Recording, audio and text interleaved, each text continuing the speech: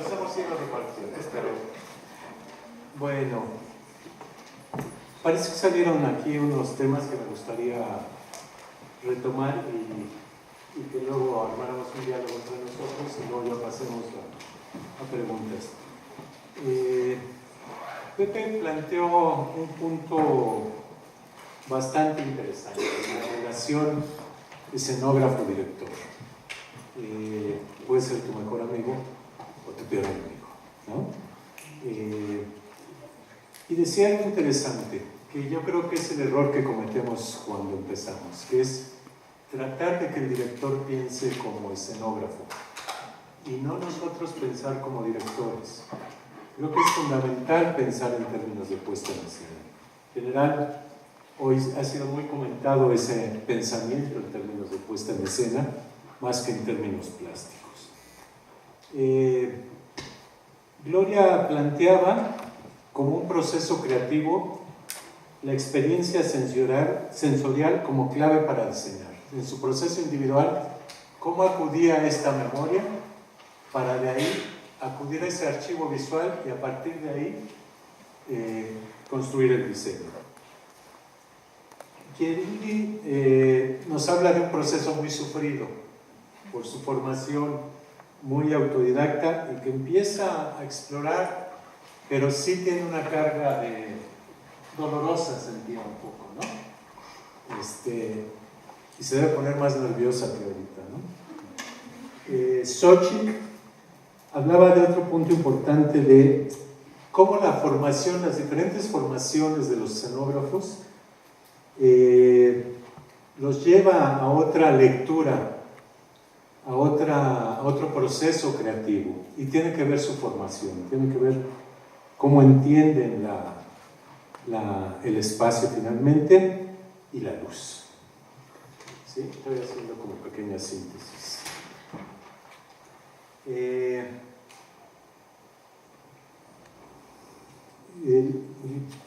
Jorge nos habló de esta relación entre la arquitectura y el espacio ficticio simbólico. ¿Cómo le gusta, a partir del uso de estos objetos, transformar la lectura de lo que es la arquitectura, del espacio que contiene al espacio ficticio, ¿no? Creo que sería la síntesis un poco. ¿No? Ok. Luego, habla de la carga social que puede tener el espacio. ¿Cómo importa? Y tenía que ver un poco con la pregunta que le hacía el escenógrafo a Pepe. ¿En qué teatro? ¿En qué lugar? ¿Cómo escoge ese espacio arquitectónico para luego transformarlo y construir su espacio escénico, ¿no? Su espacio simbólico? Nos hablaba que le interesa más el espacio como un discurso más que como un valor estético en su concepción del espacio. Jorge Ballina habla del espacio en relación a la acción de los personajes. Cómo relacionar a los personajes en escena. Y habla de límite, el espacio como un límite. Y el límite puede ser infinito, puede ser con paredes, con plataformas, con luz. Sería como la síntesis de lo que hemos hablado. Y el espacio, cómo crea tensiones visuales entre los personajes. Y un punto importante es la imagen que construye el espectador. Cómo trabaja el espacio en su imagen el espectador, ¿no? Eso sería como la visión que hemos visto, los diferentes puntos de partida del espacio. Entonces, si quieren que hablemos a partir de esta síntesis o algo que quieran aportar más, o que yo haya dicho no tan claramente como lo hubieran querido decir, bueno, pues arranquemos la reflexión, ¿no? Sobre el diseño. Maestro, usted tomó notas también por ahí. Sí. De hecho, estaba pensando en un aspecto que de alguna manera creo que Gloria lo mencionó en principio, y sin embargo me parece que de algún modo es algo de lo que somos partícipes, los diseñadores de escenografía, de vestuario, de iluminación, en alguna medida los directores. Creo que el punto tiene que ver con que, como quiero que sea, lo que suceda en el teatro, ya sea que sea totalmente ficticio o que esté en ese borde que se explora actualmente entre la realidad y la ficción, o francamente pasando a un terreno más bien documental, podría ser. De todas maneras, teatro sigue siendo lo que hay que ver, y hay una acción, ciertamente, hay un choque, es eso a lo que llamamos drama, y parece que lo que nos une es la búsqueda de la imagen, la búsqueda de una imagen, creo, poética inevitablemente, una imagen que podamos decir, bueno, es que la obra es esto, la obra se ve así, queremos que se vea de esta manera. Y siento que ahí es el terreno en el que comenzamos a trabajar cuando nos reunimos, cuál es el mundo, cuál es el ámbito, cuáles son sus reglas, sus colores, etc. A mí me interesa mucho, por ejemplo, la manera en la que describe Gloria que trabajan, pues es un terreno conceptual que se permite ir indagando en el tema de la obra, en las imágenes que se mencionan, en la definición del espacio. Y en ese sentido, también lo que aporta Jorge Ballina es las acciones que van a tener lugar, ¿no? Es decir, hay ciertas acciones en la obra, en el texto dramático, que nos pide que se nos quedan grabadas en la mente, y que de alguna manera se trata de propiciar que esto suceda.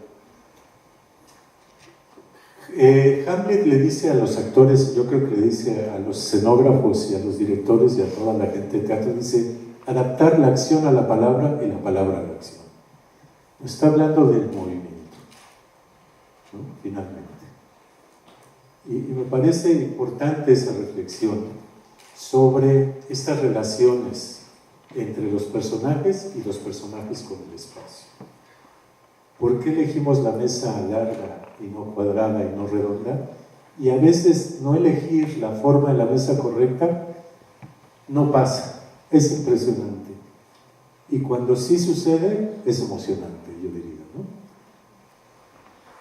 Y creo que es este pensamiento en términos de acción finalmente, en términos de distancia, de límites otra vez, ¿no? ¿Alguien quiere decir? Sí, yo nada más, a mí me parece que muchas obras no traen uno no viene con la idea de cómo quiero que se vea. O sea, más bien, comparto un poco el sufrimiento de Yerili. O sea, uno lee un texto, va a las primeras lecturas, escucha al director y normalmente hay una cosa muy, digo, a mí se me pone la cabeza en blanco, o sea, yo digo, sácate las cosas, ¿qué cosa va a ser el espacio, no? Y de repente hay algo que detona ese espacio, o sea, de repente hay algo, por eso hablaba un poquito de la experiencia como sensorial. ¿Qué es eso? O sea, en el caso un poquito de los ejemplos que puse, tiene que ver con un diálogo, con una confrontación, con una búsqueda, pero sobre todo con eso. Creo que lo que dice Gabriel ahorita es muy interesante, o sea, el movimiento, qué quiere decir el director, qué hay de la puesta en escena, qué significa, y de repente no es una cosa, digo, no siempre las cosas nos salen bien, por ejemplo, ¿no? Entonces creo que es importante, de repente como siempre, cuando hay alguna cosa que sale tremenda, a veces tiene que ver con una forma, o sea, escogimos mala mesa, pero a veces tiene que ver con que no llegamos a lo que yo le llamo síntesis, no llegamos a la clave, no llegamos al hilito que jalar, porque también me parece, digo, en mi caso, me parece que hay una cosa compartida ahí, hay una esencia a partir de la cual, y ya de la experiencia personal, llámese formación, llámese búsqueda, que entonces se devela lo demás, ¿no? Pero me parece que el momento es como llegar a eso, ¿no? Cuando se llega es esa emoción. Cuando llegamos a esa emoción, sabemos que vamos a llegar. Cortos de dinero, de tiempo, de lo que sea. Pero cuando no se llega, verdaderamente la tortura es infinita, ¿no? Es infinita porque ya estamos a un mes, a 3 semanas, a 2 semanas y seguimos sin tener el hilito agarrado. Y bueno, pues eso. Bueno, solo intentando abundar sobre el asunto, yo lo que decía era un poco que así como en ciertos territorios del arte, digamos que el sentido de la pieza se ha desplazado un poco del objeto hacia la idea, la suma de valores que lo constituyen como pieza artística se ha ido desplazando, digamos, del lienzo al concepto o de la imagen a la idea. De esa misma manera también, sí, yo siento que nos colocaría en otro terreno, volver a mirar la escena desde ahí, porque para mí lo que vemos, hay una manera de mirar el teatro que ya constituye un discurso en sí. El hecho de que ustedes estén allá y yo esté acá es un tipo de relación, ¿sí? Y es una relación que implica una manera de mirar y donde está inscrito también un discurso que va desde lo político, porque yo soy el que tengo la palabra en principio, porque el actor tiene la palabra, el dramaturgo, el iluminador, el escenógrafo, y otro tipo de experiencias que digamos que el arte contemporáneo ha permitido para desplazar ese tipo de relaciones y colocarlos de otras maneras en donde, por ejemplo, por poner un ejemplo, haya relaciones más horizontales en todo esto que llamamos como la comunicación vía la pieza artística, ¿no? Entonces, creo que también esta idea de mirar desde la butaca hacia el escenario también deposita el valor fundamental en lo que se mira, esto es, en una imagen y en una cierta idea de lo que consideramos como poético. Y no necesariamente tiene que ser así, pienso yo.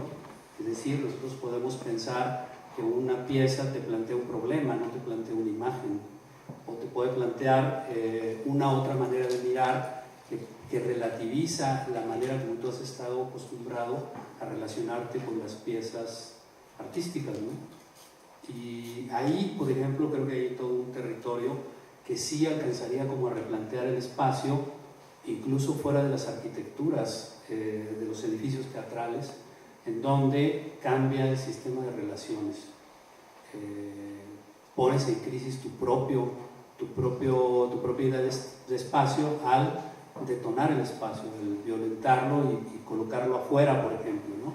En donde no se trata de simplemente llevar el escenario a la calle, sino descubrir desde la calle qué tipo de relaciones se construyen entre alguien que hace y alguien que pasa por ahí, por ejemplo, ¿no? Pienso que hay un problema interesante en términos de lo que esta mesa propone, ¿no? De qué se trata esta idea de espacio hoy o en ciertas circunstancias o condiciones, ¿no? Porque, ya para acabar, por ejemplo, nosotros decimos que nuestro teatro los actores no tienen camerino, es decir, los actores vienen de la realidad, del contexto a la escena, no pasas por toda esta serie de artificios, del vestuario, el maquillaje, por supuesto que es un decir, los camerinos se necesitan porque también tienes que beber agua, sino lo que intenta expresar es cómo tú puedes ir deconstruyendo toda esa serie de artificios y convenciones que hoy se constituyen como una manera de mirar la escena. Y entonces, desde lo que queda, volverte a preguntar en la escena y el espacio como un problema, ¿no? Yo sintetizaría, no sé si están de acuerdo conmigo, cómo significar finalmente, ¿no? El límite tiene un significado, la mesa de tal color tiene otro significado, el objeto que hagas en esa relación, significado. Y siempre estamos significando, yo creo, ¿no? Parece que es la búsqueda de encontrar el significado a la lectura que estamos haciendo. Y como bien decía Gloria, cuando no le jalamos al grito, cómo duele equivocarse, qué horror, ¿no? La tortura ahí en la cabina es buena, o en la cantina, ¿no? Ok, ¿alguien más? Si no, para pasar a las preguntas. ¿Sí? ¿Alguien quiere preguntar algo? ¿O comentar algo? ¿O algo bien desde acá? Cuando el escenógrafo de la obra y tiene propuestas, debe estar de alguna manera en acuerdo el autor de la obra y el director y todos, o qué. Pues el director, básicamente, ¿no? No, bueno, yo considero que es el director porque es el de la puesta en escena. O sea, justo me parece que todo el mundo hemos mencionado en términos de texto, la obra pide una casa y lo único que no hay ahí es ninguna casa, por ejemplo, ¿no? O cualquier cosa. Entonces me parece que la colaboración es esta cosa del significado, del momento, de la puesta en escena. Y para mi gusto, el primer acuerdo, así como esencial, es entre el diseño y el que va a hacer uso de ese diseño. Y yo creo que las colaboraciones se van sumando, ¿no? Los actores, pero sí, a mí me parece que el autor, cuando está presente, de preferencia, digamos, esto sigue siendo un texto, ¿no? Sigue siendo un texto. Entonces creo que tengo que dejar la libertad, no tenemos por qué trabajar de acuerdo con él. De preferencia, pero sí, yo también creo que el autor, bueno, muchas veces se murió o está en otro país o no puedes trabajar con él, no son las mejores. Yo he tenido muy buenas colaboraciones con autores presentes, incluso de que ha escrito escenas para las ideas del director o del escenógrafo. Pero el autor no importa tanto, entre comillas, porque está el texto. El texto es el autor, o sea, la obra del autor ahí está en un texto o en una música o en lo que sea. Lo importante para mí, para mi gusto, como yo trabajo, es tratar de integrar todos los elementos. La escenografía no es una cosa aislada, individual, afuera de lo demás. Entonces hay que encontrar, junto con el director y junto con el texto y junto con los demás, las reglas de juego, la convención dramática que vas a usar, la estética que vas a usar, las ideas, el cómo vas a enfocar esa obra, qué quieres decir de la obra, o qué quieres expresar, o qué quieres que el público piense, sienta, o lo que sea, en conjunto. Yo no trabajo como en otros países. En Estados Unidos educan a los escenógrafos a hacerle caso al director, a que el director es el rey y ese tiene que decirte qué hacer y tú resolvérselo. Eso me parece muy aburrido. O el productor, sí, pero tantito.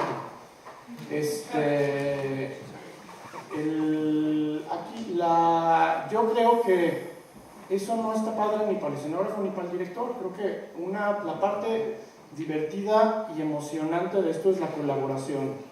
Y como escenógrafo no puedes, creo que está tan mal llegar con un diseño ya preestablecido y imponérselo al director, que hay quien lo hace, o como que el director te diga qué hacer. Si le ponía el ejemplo a Xochitl cuando me hizo la entrevista para su libro. Si un director llega y me pide, yo necesito una mesa y 2 sillas rojas, le contesto, pues ya lo diseñaste, ¿yo qué hago aquí? No pues háblale a un constructor, un carpintero y un pintor que te la pinte.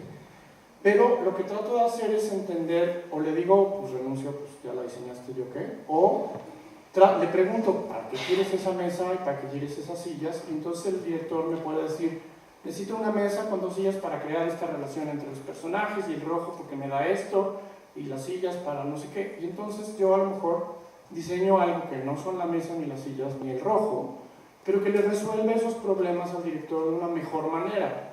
Si él lo sabe hacer mejor que yo, pues ¿para qué me llama? Hay directores que diseñan muy bien sus escenografías, lo hacen brillantemente, como Martina Costa, o hay varios. Pero si te están llamando como escenógrafo es porque eres mejor escenógrafo que el director. Entonces hay una colaboración. Si tú llegas e impones una idea que traes desde que leíste la obra, o tratas de convencer al director, no va a funcionar. O sea, creo que esta frustración que puede suceder, de la que hablaba, tiene que ver con que las cosas no embonen, que los elementos no se integren en una misma cosa que todos queremos hacer. Y si la escenografía está impuesta y el director no la sabe usar o no sabe cómo o le estorba, pues pasan estas catástrofes de que la escenografía se come a la obra o la escenografía está en otro tono que el texto o cualquier cosa. Yo trato de trabajar, obviamente pues leo el texto y el texto algo me dice, y trato de primero tratar de no tener ideas de solución, sino de oír el texto, oír al director, oír qué dicen los demás, expresar qué siento yo con el texto, pero tratar de todavía no tener un resultado, una solución. Las mejores obras que yo he hecho, no tengo ni idea de qué voy a hacer al principio, la leo y digo, ¿qué voy a hacer con esto? Y a la hora del trabajo en equipo con los demás miembros del equipo creativo, pues van saliendo las ideas y de pronto encuentras una idea, lo que dice Gloria, de repente hay algo que dice, claro, así, esto es lo que tenemos que hacer, y entre todos estamos haciendo la misma obra. No trabaja cada uno por su lado y se juntan y ya, sino que de pronto de una idea del director se te ocurre algo, de una necesidad del director o del tamaño del teatro que te dieron o de muchas cosas. Yo muchas veces, como les decía, aparto de las acciones y del espacio y lo último que hago es el color y las texturas y muchas veces esas salen de lo que está haciendo el vestuarista o el estilo ya visual, físico, sale de las ideas de otros, de los efectos que quiere dar el iluminador o de si tiene que estar oscuro por alguna cosa o si tiene que, en relación al trabajo de los demás y no tanto a lo que yo me imaginé. Entonces, bueno, eso me parece importante, como que creo que la base es tratar de hacer un trabajo coherente en donde todos los elementos se integren en una sola cosa, que el espectador vea la obra y ya no pueda saber qué fue decisión del director, ni del escenógrafo, ni del vestuarista, sino que todo sea tan integrado y armónico que él vea una obra y sepa si le gustó la obra o no, y no, la escenografía está padre, pero el texto está aburridísimo, ¿no? Cuando de pronto todo se junta y se vuelve una cosa que es la obra, es cuando a mí me parece que las cosas funcionaron y que son más valiosas. ¿Alguien más?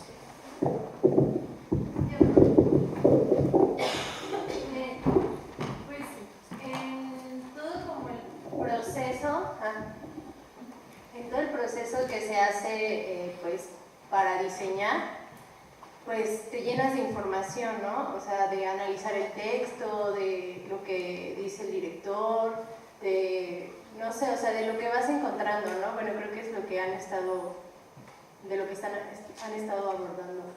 Y no sé en qué momento toda esta información pues te lleva como a un elemento o algo que es lo que detona, ¿no? Ya toda la escenografía. Pero, ¿qué pasa cuando este elemento no es universal? O sea, si es como un elemento que para los que están dentro del equipo de trabajo se entiende, es lógico, pero ¿cómo lo hago universal para el espectador? O sea, para que él entienda lo que todos estamos entendiendo. No sé si alguno se ha encontrado en esa situación o no me entienden. ¿Sabes que a mí me hace pensar eso en que después de todo se hace todo ese trabajo para que haya un actor y en él es en el que radica el que toda convención que nosotros podamos pretender establecer llegue al público. Creo que si nosotros planteamos cualquier tipo de cambio de espacio, aunque sea con una media vuelta, con que se haya desplazado una pared o cambiar un mueble de lugar, y la escena cambió, es porque cambió en la cabeza del actor. Porque estamos tomando en cuenta que es él el que a fin de cuentas va a habitar este espacio y el que le va a dar plena significación. La verdad es que pienso que si el actor no lo hace, las cosas pueden quedar sumamente vagas, más allá de que haya cambio de luz, etc. ¿Sí? Creo que hay que contar con que el actor tiene algo que aportar a este universo, a fin de cuentas. Yo creo que sí, entiendo tu pregunta, creo que sí pasa, que tú ves una obra, por ejemplo en danza contemporánea, pasa muchísimo, que ves una cosa abstracta, bailan y hacen cosas, y lees el programa y la explicación y dices, ¿te cae que esto es eso que vi? Y lo entendió la coreógrafa o el coreógrafo y tal vez ni los bailarines se enteraron de esa idea.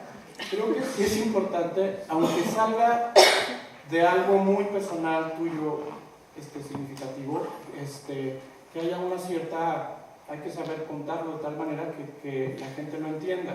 Pero muchas veces, una de dos, o no importa, o sea, igual la cosa es que la danza está increíble y no importa de dónde salió, al público le provoca cosas y pasan cosas que a lo mejor el coreógrafo sí quería contar y quería hacer, finalmente lo hizo, pero a veces, muchas veces, más bien no saben explicar las ideas y quieren sobreintelectualizar cosas que a lo mejor son algo más básico. O si hay alguna referencia o alguna cosa personal que pones en tu diseño porque a ti algo te significa, como los ejemplos de Gloria, pero yo que he visto esas obras, todo lo que me está platicando ahorita Gloria, que era muy personal, sí las vi cuando vi la puesta en escena. O sea, creo que hay que hacer algo totalmente personal no significa que a la hora de plasmarlo en la escena no vaya a ser universal y lo vaya a entender todo el público. Pero sí hay que tener cuidado de que no sea una cosa indescifrable. Si tú quieres que sea claro, que no sea una cosa tan rara o que no se entienda o que sea indescifrable, si ese es tu objetivo, si quieres que sea una cosa que el público entienda bien. Yo sí soy de la idea de que cuando quieres eso, es mejor ser obvio que confuso. O sea, que sí hay que dar las pistas necesarias al espectador para que entienda lo que tú quieres que se entienda. Que muchas veces da miedo pero es lo más obvio, es lo primero que se me ocurre. Pero muchas veces es lo acertado. Tampoco hay que alejarnos de eso por no hacer lo primero, lo obvio o lo que se necesita. Muchas veces un texto sí te acaba pidiendo cosas muy específicas que sí hay que poner para que se cuente la obra, o que hay que sustituir con otra cosa para que se cuente lo mismo, o que se cuente lo mismo de otra manera. Y yo creo, perdón, agregaría lo que decía bien Pepe, es qué tan cómodo se siente el personaje con el espacio. Para mí es significativo que llega a la escenografía, y si veo que todo el trabajo de adaptación se fue para abajo, empiezo a decir, ups, me preocupa muchísimo. Si va para arriba, creo que no está luchando el actor inconscientemente con el espacio, que sí, porque ellos también imaginan el espacio y uno los va guiando en su instrumento también, en cómo perciben el espacio. Sí, no solamente insistir un poco en la presencia como del director, o sea, definitivamente tenemos alguien que orquesta todo este asunto, o sea, son una serie de colaboraciones creativas que llevan a la pieza. Creo que coincido absolutamente con Jorge en esto, ¿no? De repente, cuando tú te sientas y ves una obra de teatro, más allá de si te detienes a analizar cada uno de los elementos que forman parte, digo, de repente si tienes especialidad y esto, pues uno se fija en los zapatos de la actriz, ¿verdad? Pero cuando uno tiene el gozo por la experiencia artística, me parece que hay un trabajo, además de la serie de colaboradores, hay un trabajo de un director que está pudiendo llevarnos a todos a buen puerto, ¿no? O sea, no estoy de acuerdo con los directores que piden una silla roja, definitivamente, pero sí con aquel que orquesta, que instrumenta, que va saboreando, que te va llevando, que te va pidiendo más a al escenógrafo, al actor, al músico, y que de repente nos hace llegar a todos a un punto. Yo he llegado a estrenos con diseños que cuando estoy en el estreno digo, ¡ay! Por fin entendí la obra. De repente, ¿no? De repente digo, o sea, yo sé que voy, hay una intuición, funciona, el actor está colaborando, y de repente hay algo que me cae el día del estreno. Y eso es, al principio me angustiaba muchísimo porque decía, Dios mío, esto fue una casualidad. Y de repente vas entendiendo que es parte también de poder llegar a tiempo a algo acabado, ¿no? Que es cuando ya está todo.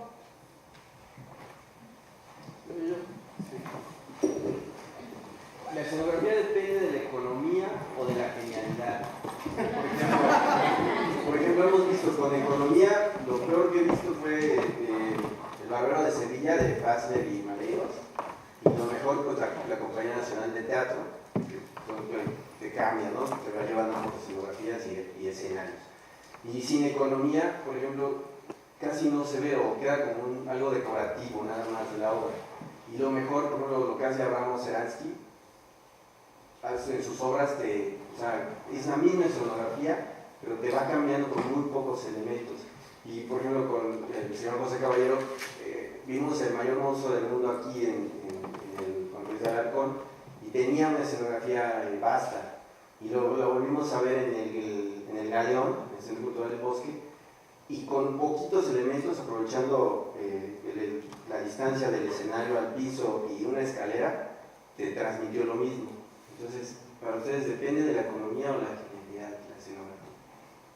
No, depende por supuesto de la lectura, ¿no? Yo creo que no tiene que ver el dinero.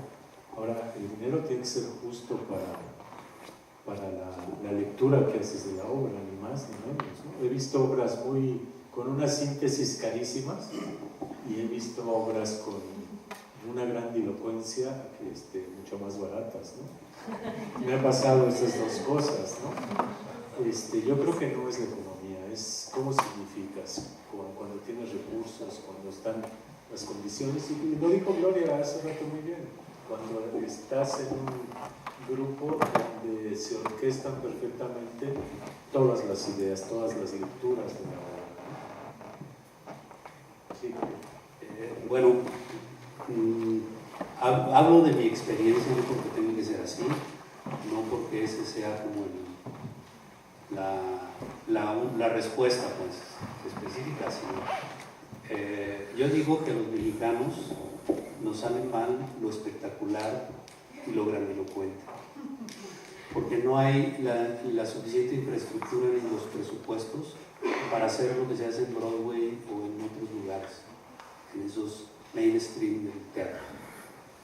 De tal manera que hay una elección ahí a hacer, pues, ¿no? Y esa elección tiene que ver con la economía, pero la economía vista cómo tú desde la economía haces o construyes una postura respecto a tu quehacer artístico. Porque en nuestro caso, lo que hemos ido haciendo nosotros es, hay que hacer lo que hacemos con lo que tenemos, y tratar de que cada vez lo que tenemos sea menos. Y por tanto, a partir de ahí construimos una especie de, llamémosle así, de estética, por decirlo de alguna manera, que nosotros le llamamos low tech, big ideas. O sea, poca lana y muchas horas de cabeza, ¿no? Porque tampoco creo mucho en la genialidad, sino en que tú te planteas problemas que van desde ahí, desde cómo tú vas a armar tus propios dispositivos o contradispositivos escénicos a partir de lo que eres y de lo que tienes, y no pretender competir con lo que no puedes competir, ¿sí? Y donde yo creo que sí puedes competir es como en la construcción compleja de tus ideas, ¿sí? Entonces, pues hacer con poco o te obliga a compensarlo con otra cosa que ya no es una escenografía, o hay una manera política de hacer las cosas también, como decir, en vez de yo gastarme 200,000 pesos en una escenografía, reconstruyo un gimnasio. Eso fue lo que hicimos en Baños Roma, en Ciudad Juárez, ¿no? ¿Por qué me voy a gastar en trastos pudiendo hacer hasta más barato? Salió muchísimo más barato que todo eso. Y además hacer gestión para que ese gimnasio fuera una otra cosa y fuera también nuestro propio laboratorio para lo que más tarde fue la puesta en escena, ¿no? Entonces también sí creo que todo es economía, todo. No hay nada que no pase por la manera en cómo produces, con qué produces y con quién, ¿no? Aquí había alguien que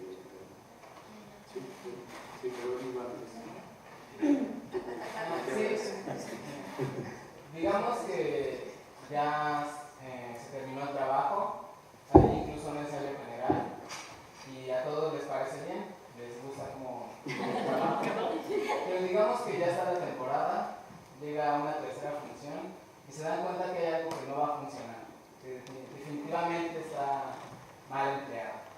¿Qué pasa? Se resignan y se quedan sin toda la temporada. O se puede cambiar, pero también me entiendo un poco que si alguien fue a ver la primera función y después la quiere volver a ver o la recomienda a alguien, espera a ver o espera que vea a esa persona lo que vio. Bueno, ¿qué pasaría en esa situación? Es hasta el día siguiente, hasta las 8. El tiempo. Yo creo que la peor sensación de catástrofe de un escenógrafo es esa, ¿no? Pues así como los actores de repente sueñan con que un día se les va a olvidar el texto, o tienen pesadillas de que entran al escenario y no saben qué personaje están interpretando, ¿no? Creo que los escenógrafos, una de las peores estocadas contra nuestra posible vida creativa es que llegues al estreno y que te des cuenta que fallaste, ¿no? Que no tiene ni pies ni cabeza, que es horroroso. No necesitas esperarte a la tercera función, o sea, te das cuenta ahí, ¿no? Y te das cuenta antes y de repente ya es demasiado tarde, ya gastaste dinero, construiste trastos, sí es una cosa muy catastrófica. Afortunadamente, como diría por ahí alguien, la escenografía se resuelve con un poquito de masking tape y sanita. Digamos, si es en términos escenográficos, yo creo que uno siempre tiene la posibilidad de recapitular. A veces te la cobran y a veces tiene uno que ponerte su bolsa y a veces pedir perdón y irte de rodillas a la villa, porque es muy tremendo, ¿no? Llevar a todo un equipo a algo que se hunde, ¿no? Sí es una responsabilidad como muy fuerte, pero me parece que uno tiene la posibilidad de dialogarlo, de discutirlo, de discernirlo y de resolverlo, ¿no? O sea, me parece que es posible. Ahora siempre es mejor que digas saco esto y no que falta algo, ¿no? Porque entonces sí ya atendiste toda la temporada, ¿no? Cuando hay que construir algo en plena temporada, ¿no? Y rara vez pasa, ¿no? No pasó, es el día del estreno. Y yo creo que tiene que ver que sea el día del estreno porque es el día que ya no es nuestro. Le pasa a los directores, ¿no? Es el día que los actores hacen su acto de independencia y se liberan del director. Igual pasa con la escenografía. Los técnicos hacen su acto de independencia con la luz y corren, ¿no? Y el transpunte y todo eso. Y ahí es cuando pierdes eso, cuando te das cuenta del error o del horror. Yo creo que generalmente cuando la cosa va así de mal, logras darte cuenta antes del estreno, cuando estás justamente en el montaje, en el ensayo, y a veces justamente los estrenos por eso se vuelven tan cardíacos, porque a veces estás realmente luchando contra el tiempo para lograr solucionar eso que ya te diste cuenta que va mal, y a veces es de no dormir y de pasarlo muy mal para lograr llegar al estreno con ese asunto solucionado. Pero aún si pasara que ya estrenado, de pronto resulta que hay algo que está dando problemas, a lo mejor no necesariamente es del concepto de la escenografía, sino algo está causando problemas y algo les está dando dificultades o a los técnicos o a los actores, y pues lo tienes que cambiar, no importa que ya se hayan dado funciones, porque de cualquier manera las personas siempre verán una función distinta. Hay días en que las funciones se dan de cierta manera porque los actores llegaron enfermos, cansados o porque alguien se equivocó en la tramoya, etc. y hay días en que la función todo corre y todo marcha súper bien y todo funciona maravilloso. Entonces, de cualquier manera, siempre verá una función distinta a cada espectador. Una pregunta acá, más específica para Gloria. Quería saber, hablando justamente de casos que funcionaron y no funcionaron, me quedó la duda de la escenografía que es la escalera que se balancea. O sea, si para ti agarraste el hilo, o sea, hablando justamente como de todas estas cosas como sencillas o luego complicadas, o sea, porque yo vi la obra pero quiero saber, o sea, si le diste al clavo, ¿cuál viste? ¿La mala o la buena? Yo vi la de la metálica. Ajá, bueno, menos mal. Sí. No, por ejemplo, ese es un caso ahí, que si veo yo cuáles son como los distintos motivos por los que te puedan llegar, es tema de psicoanálisis, verdaderamente, ¿no? Pero de repente hay así como los actores llegan enfermos, pues de repente también uno tiene crisis, ¿no? Y uno cree que tiene la solución en la mano y te traicionas. Digo, a mí lo que me pasó, por ejemplo, en la primera temporada de Forjadores de Imperios, yo coincido, por ejemplo, con Xochitl, que yo no puedo hacer casitas en el teatro, ¿no? Yo, como mencionaba, yo trabajo mucho en televisión, trabajo mucho en cine, allá hago hartas casitas y foros y demás, y de repente el teatro me ha como liberado de ello, ¿no? Descubrí que puede ser absolutamente simple, básico, y de repente sintético, y de repente en Forjadores de Imperios quería probar una cosa que fue una traición a mí misma. Entonces puse una casita y lo único que funcionaba en la casita pues era la escalera. Entonces la primera temporada fui diario al teatro. Fui diario al teatro porque si bien me di cuenta previo al estreno, no me atrevía a reconocerlo, ¿no?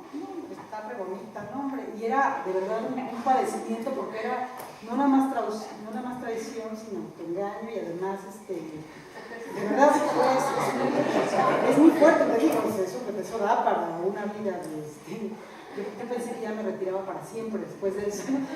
Y entonces cuando se resuelve y se resuelve por una serie de motivos, o sea, el elemento existía, afortunadamente pasaron unas vacaciones, regresamos, cambiamos de teatro y llega la coreógrafa. Y llega la coreógrafa solamente con un discurso bien interesante, Alicia, sobre el balancín. Y fue así como, pues sí, o sea, hubo una equivocación, vámonos a esto, aunque la obra en sí misma, se puede hablar de si funcionó o no funcionó, yo ya no me metería en esto, en términos del espacio, la obra no necesitaba todo lo demás, ¿no? Más allá de en sí misma la puesta en escena, que era compleja, ¿no?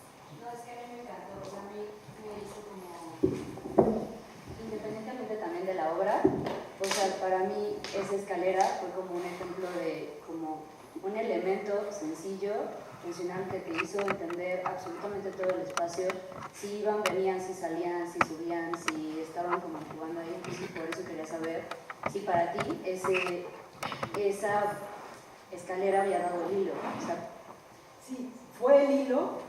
La adorné, le puse un montón de cositas alrededor y le di la torre y luego la pude volver a limpiar, ¿no? O sea, pues sí.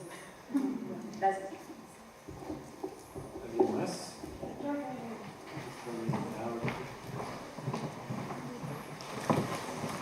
Sí. He escuchado esto de equipo creativo y me queda claro a qué se refieren, pero ¿puede haber dos escenógrafos o más, o un equipo de escenógrafos en una obra? Podría. Pues sí, hay un par de chicas que trabajan en conjunto, ahora ya teníamos. Lo malo es que se tiene que dividir el sueldo, pero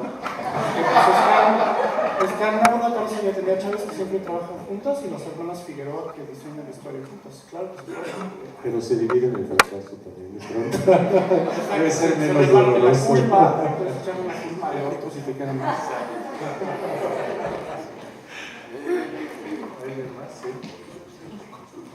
¿Con quién se pelean más? ¿Con el director o con el iluminador? El iluminador también creo que tiene su visión de la obra. ¿Con quién te peleas más? ¿Con el director o con el director? Yo con el director.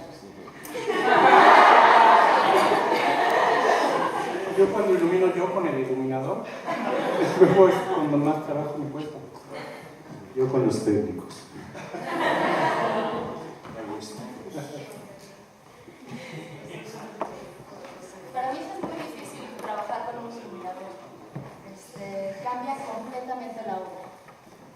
Y es algo que no se puede saber desde antes. O sea, en el momento en el que llegas al teatro, además, todos los días perdidos de estar haciendo luces, eso, tú no te enteras realmente cómo se va a ver, medio puedes entender, y no hay manera de dialogar con los iluminadores. Es bien difícil. Para mí sí ha sido, o sea, yo cuando ilumino mis fotografías, es decir, se termina la obra, ¿no? Y veo las fotos que tengo y las empiezo a iluminar y digo, esto se hubiera visto maravilloso. Y para mí sí es bien complicado eso, que no hay un diálogo, digamos como que el iluminador llega después al proceso, casi nunca va a los ensayos, muy difícilmente está involucrado en las discusiones realmente estéticas. Entonces, sí, para mí es muy complicado, sobre todo si el iluminador no es el escenógrafo. O sea, si el iluminador es un iluminador externo, es complicadísimo integrarlo al equipo. Y modifica toda la estética. Y muchísimas veces cambia radicalmente el sentido de las obras. Sí. Me caen mal los iluminadores.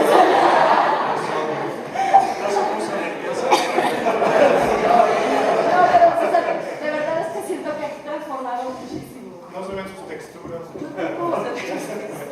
Yo en realidad tengo como otra opinión, ¿no? O sea, ahora sí que de iluminadores a iluminadores. En el caso, por ejemplo, de la experiencia, de los ejemplos que yo puse, justo la colaboración con Ángela Ancona, me parece que completa mis espacios. O sea, yo digo A y él dice B, y de repente a mí me encanta ir a sus procesos de iluminación. Pero parece que estoy perdiendo el tiempo, me siento horas. Y los diálogos son muy delicados, son muy suavecitos, estoy escuchando sus instrucciones técnicas y al mismo tiempo estoy dialogando con él de los sentidos del espacio, ¿no? Entonces de repente, digo, en mi caso ha sido como una colaboración muy afortunada y normalmente disfruto mucho como terminar la obra con la luz, ¿no?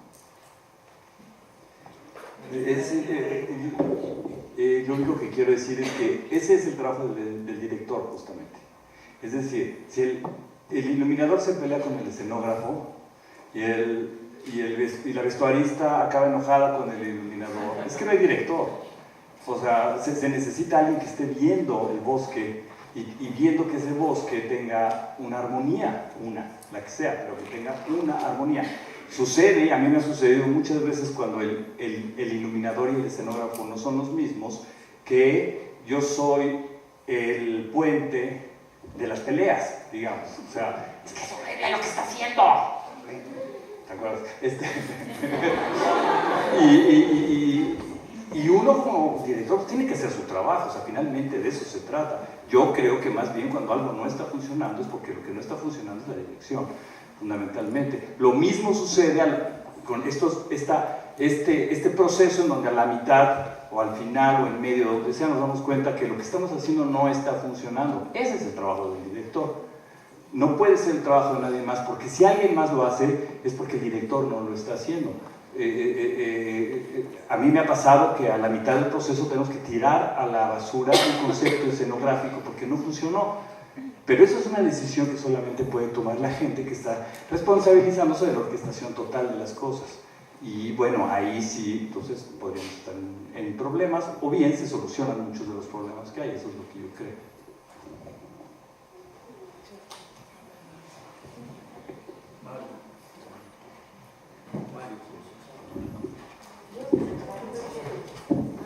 Bueno, también depende mucho de las formas de trabajo. Hay quien piensa que, y hablará por aquí uno de estos días, que se concibe una obra desde su casa, se hacen todos los detalles, lo único que se hace cuando empiezan los ensayos, los montajes, hasta el estreno, se lleva a cabo el plan al pie de la letra. Y bueno, cuando menos yo no trabajo así, yo lo pienso como uno va siguiendo un aroma, uno tiene una idea, podría ser una especie de libreto preliminar, pero uno va siguiendo un aroma que no sabe cuándo va a terminar, de hecho, cuándo va a llegar. De hecho, puede llegar en distintos momentos. Las obras son también cosas vivas, entonces puede uno estrenar, y eso no quiere decir que ahí se terminó la obra. Muchas veces está empezando una etapa que va a sufrir muchas más transformaciones. Entonces yo creo que las obras se acaban hasta que se tiran las cosas y ya no va a volverse a ver en la vida esa persona, sino tiene que seguirse transformando siempre, todos los que estamos ahí.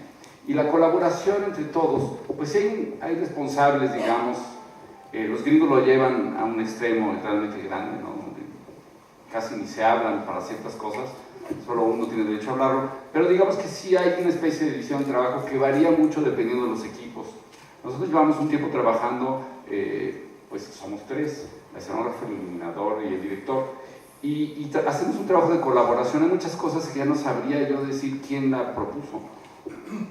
Y a mí me gusta porque tenemos además como distintas maneras de ver el asunto, y así es como en inicio hacemos el trabajo de equipo, y finalmente el teatro es un trabajo colectivo que se sigue. Cada vez hay responsabilidades, pero sí es colectivo.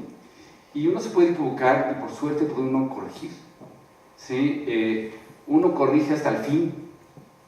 Es más, cuando uno no puede corregir es cuando da una depresión horrible y ya no hay nada que hacer. Las cosas tienen que seguir batallándose hasta que de mejor. Yo no me imagino que por ejemplo, Amarillo, que estuvo tanto tiempo dando vueltas por el mundo, no haya cambiado. Estoy seguro que se transformó porque